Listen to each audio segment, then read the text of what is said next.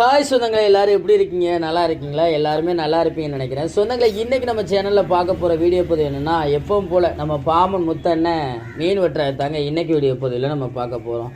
இன்றைக்கி நம்ம பாமன் முத்தண்ணன் என்ன மீன் வெட்ட போகிறாங்கன்னா, கொடுவா மீன் தாங்க. கொடுவா மீன் சொந்தங்களே. இப்போ தான் 2 நாளைக்கு முன்னாடி நம்ம சேனலில் கொடுவா மீன் வெட்டுறதை வீடியோ பதிவாக நம்ம போட்டிருந்தோம். அந்த வீடியோ பதிவில் கூட ஒரு சில வார்த்தைகளை உங்கள்கிட்ட நான் பகிர்ந்திருக்கேன். நம்ம வீடியோ பதிவுக்குன்னு போகும்போது ஒரு சிறப்பான மீன்கள் வெட்டுற மாதிரி அமையறதில்லை. ஆனால் நான் யதார்த்தமாக போயிருந்தேன். அன்னைக்கு ஒரு சிறப்பான 3 வகையான மீன்கள் வந்துச்சு. வாவல் மீன் வந்துச்சு, கொடுவா மீன் வந்துச்சு, கடவுரால் மீன் வந்துச்சு. ஃபஸ்ட்டு நம்ம வாவல் மீன் வெட்டி பீஸ் போடுறத வீடியோ பதிவாக பண்ணியிருந்தோம். நிறைய சொந்தங்கள் நல்ல வரவேற்பு கொடுத்துருந்தாங்க. அதே போல் கொடுவா மீன் வெட்டுறதையும் நம்ம வீடியோ பதிவாக பண்ணியிருந்தோம். அதுக்கும் மக்கள் நல்ல ஒரு சிறப்பாக கொடுத்துருந்தாங்க. கடவுரால் மீன் தான் நம்மளுக்கு பெருசாக எதுவுமே போகலை. அதனால வருத்தம் கிடையாது. ஒரு வீடியோ பதிவு இன்றைக்கி ஓடலைனாலும் கண்டிப்பாக ஒரு நாள் நம்ம ஓடும்.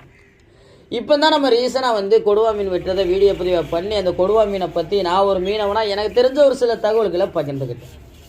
அப்போ இப்போது நம்ம என்னத்தை பகிர்ந்துக்கிற முடியும் அப்படின்னு சொல்லி யோசித்தோம்னா, இப்போவும் நம்ம ஒரு மீனவனா அந்த கொடுவா மீனை பற்றி நமக்கு தெரிஞ்சதை பகிர்ந்துக்கிறதா ஆகணும். ஏன்னா நம்ம எப்போ பகிர்ந்துக்கிட்டாலும் சரி, நம்ம பகிர்ந்துக்கிற தகவல்கள் எல்லா மக்களுக்கும் போய் சேருமான்னு கேட்டிங்கன்னா கண்டிப்பாக போய் சேர்றதில்லை. அதனால அந்த பொருள் நம்ம கையில் கிடைக்கும் போது நம்ம ஒரு மீனவனா அதை பற்றி தெரிஞ்சதை எப்பொழுதுமே மக்களுக்கு நம்ம பகிர்ந்துக்கிறோம். அப்படி ஒரு நோக்கத்தில் தான் இந்த கொடுவா மீனை பற்றி நம்ம பகிர்ந்துக்கிறப்போ, ஒரு பக்கம் நம்ம பாமன் முத்தண்ணன் இந்த கொடுவா மீனை வெட்டி பீஸ் போடட்டும், அவர் எப்படி வெட்டி பீஸ் போடுறாரு அப்படின்னு சொல்கிறத நீங்கள் ரசிச்சுக்கிட்டே இருங்க.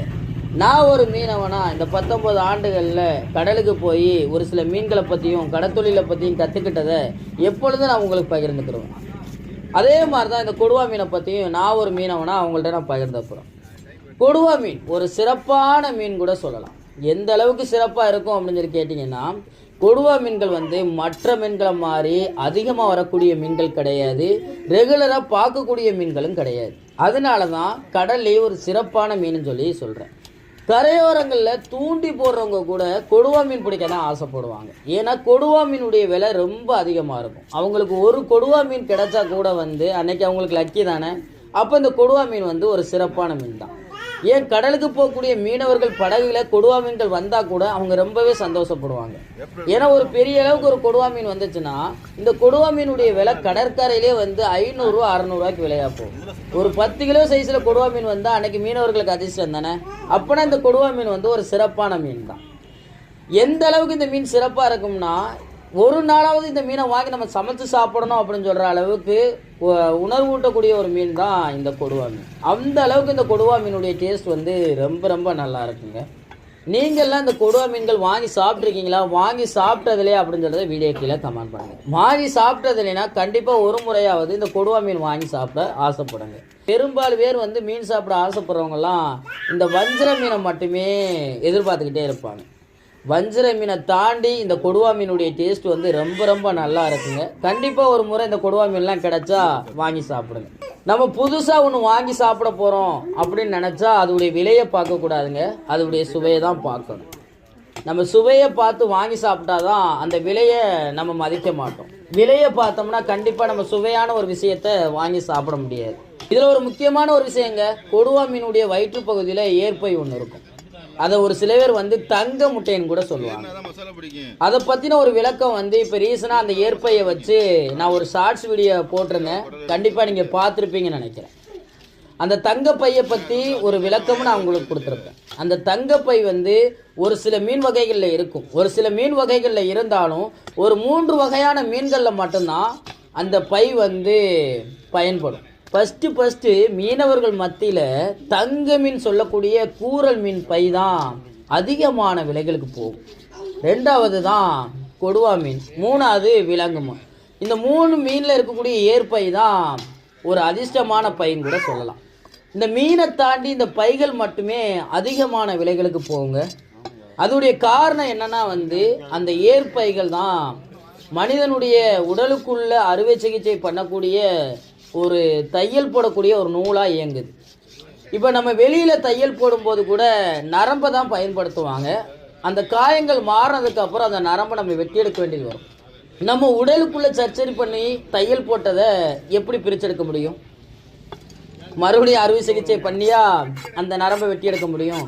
இல்லை இல்லை. அப்போ அதுக்கு ஏற்ற நூலை பயன்படுத்தணும். அப்படித்தாங்க இந்த மீன் வயிற்றில் இருக்கக்கூடிய ஏற்பை வந்து மனிதனுடைய அறுவை சிகிச்சை பயன்படுத்தக்கூடிய ஒரு நூலாக இயங்குது. அதனால தான் இந்த மீனை தாண்டி இந்த மீனுக்குள்ளே இருக்கக்கூடிய ஏற்பைகளுக்கு அவ்வளோ ஒரு மதிப்பாக இருக்குது. என்ன சொன்னங்களே, இந்த ஒரு வீடியோ பதிவில் என்னென்ன தெரிஞ்சுக்கிட்டீங்க அப்படிங்கிறத கமெண்ட் பண்ணுங்கள்.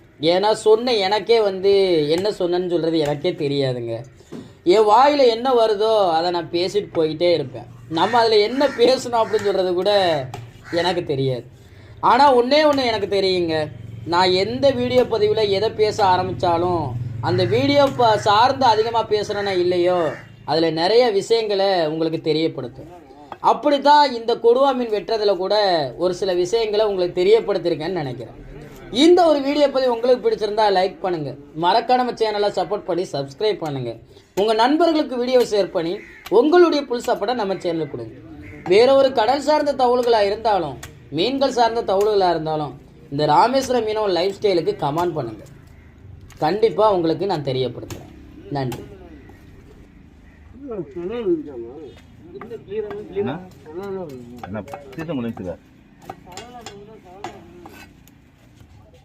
ஏப்ரல் மேல தான் ஃபுல்லா இருக்கும் சீசன். எல்லா நேரமும் இருக்காது. இதெல்லாம் சுத்தமா இருக்காது. இதெல்லாம் இன்னும் பருக்கணும். மீனானில அங்கதான் செவ்வாய்க்கிழமை வேணுங்கிறாங்க. இன்னைக்கு வியாழம் தானே, அதுவே கிடைக்கும். அதெல்லாம் எல்லா கிழமையும் கிடைக்கும் அவங்களுக்கு. ரேட்டெல்லாம் அன்னைக்கு விலை தான். இன்னைக்கு விலையை இன்னைக்கு சொல்லிடுவோம். நாளைக்கு இதோட ரேட்டு கூட இருக்கும்.